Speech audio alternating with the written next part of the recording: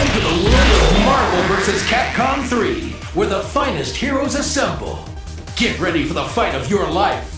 I'm gonna take you for a wild ride. What's up, guys? This is jmoonies bringing you episode 1 of Marvel vs. Capcom 3, The Rage Quit Hunter. Having been driven nearly insane by the pussies online who can't take a loss, I've decided to dedicate a new series to hunting down these assholes and presenting them on YouTube for goodly justice.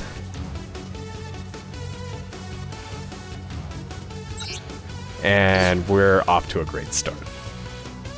But here we go, round 1, first match against the interestingly named Dark Anime 55, sporting the classic team of Phoenix and 2 other guys. You'll see me run my matches with the team on the right, which would be Hulk, Zero, and Ryu. A lot of people would say that I'm cheap for using Hulk, but honestly, anybody who's good at fighting games should know how to avoid Hulk's super armor.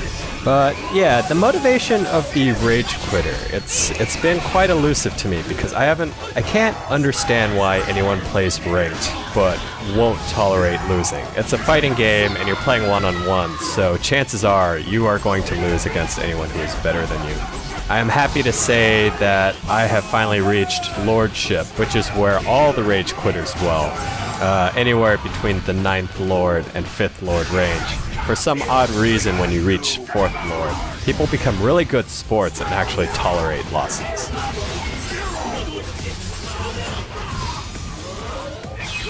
But as you can see here, going for the triple hyper combo, and in typical Rage Quit fashion, always pulls the plug at the KO sign, which makes me wonder how close these guys are sitting to their PlayStations that they can just do this at a moment's notice.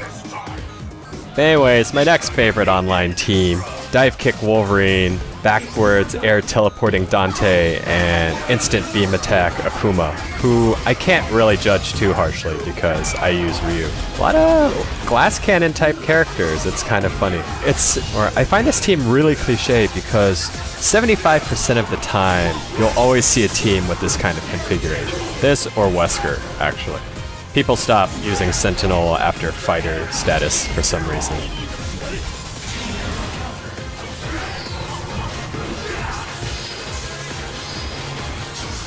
But here we go. Oh, back teleport. And this guy, I will actually give this guy respect because he uses the jackhammer after teleporting, which is much smarter than the air special, since it actually grants you a few frames of invulnerability and can actually stop Hulk standing C.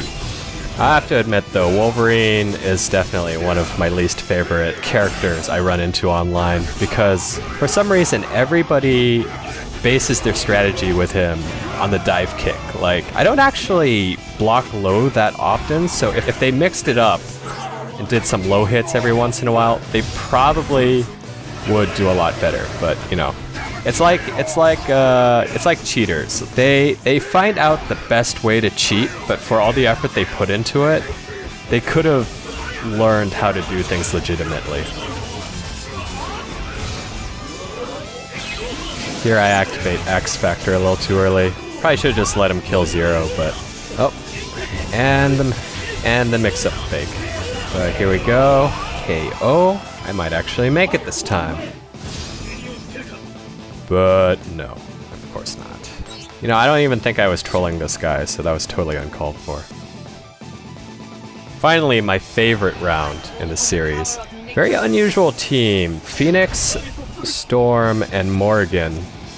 I was thrown off initially because most people usually combo her in with like Hulk or Sentinel or like characters that can take a bunch of hits, soak up damage to build up gauge. Took me a while to realize, but what he was actually doing was using Storm to effectively run away and then calling in the Morgan assist to build gauge, which, being one of the floatiest characters, Storm is perfect for this kind of tactic.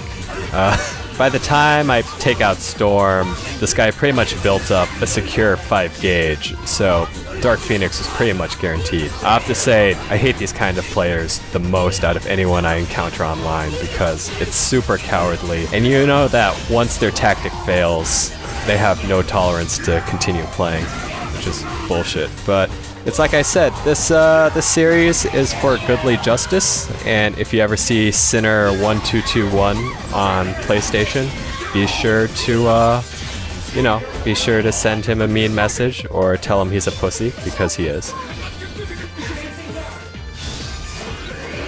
Here is now this is the funny part, because I realized Dark Phoenix was going to be an inevitable part of this match.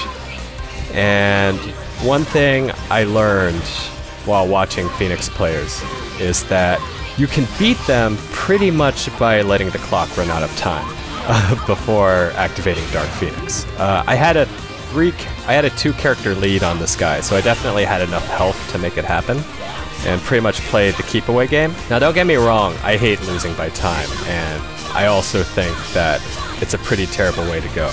But considering how Sinner1221 pretty much wasted 30 Marvel seconds of my time just running away with Storm, which, if you haven't been counting, almost equates to a full minute, I thought I was justified in pretty much trolling him at this point. 33 for 35 Marvel seconds, which is a pretty lengthy amount of time.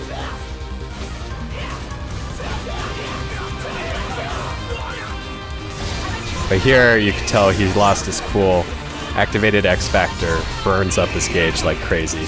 You know, he could take out Ryu, but what I really wanted was level 3 X Factor Hulk, which is probably the beefiest character in the Marvel vs. Capcom roster. But here, single standing C almost kills him, but thankfully leaves him alive, and my victory is assured. And as expected,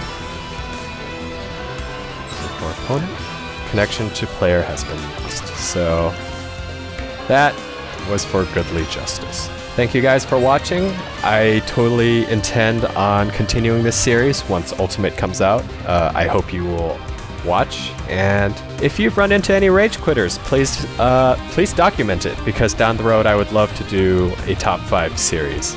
But anyways, this has been jmoonies. Thank you for watching.